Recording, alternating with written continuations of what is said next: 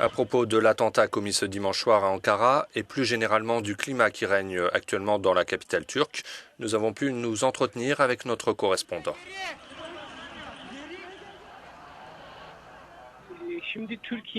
La Turquie et sa capitale, Ankara, ont connu ce type d'attaque terroriste meurtrière 3 fois au cours des 5 derniers mois, dont 2 fois le mois dernier. À présent, la Turquie est confrontée à 2 problèmes de sécurité importants et pense que ces attaques terroristes sont liées entre elles.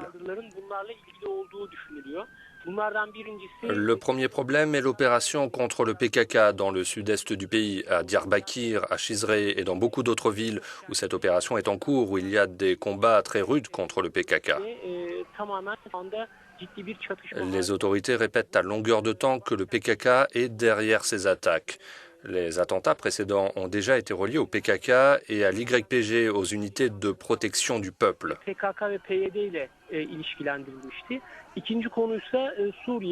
Le second problème, c'est la Syrie. La guerre civile en Syrie affecte la Turquie, qui devient presque partie intégrante de cette guerre.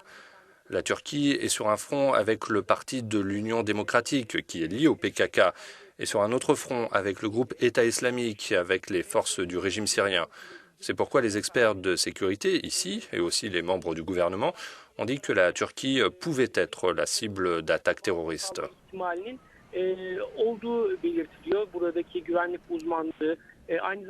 Quand on aborde la question du PKK, certains ministres délégués, disent qu'il y a de grandes puissances derrière ces attaques.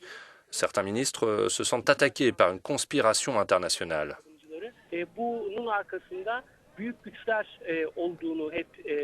J'imagine que nous entendrons ce genre de déclaration de la part des officiels à propos de cette attaque à Ankara.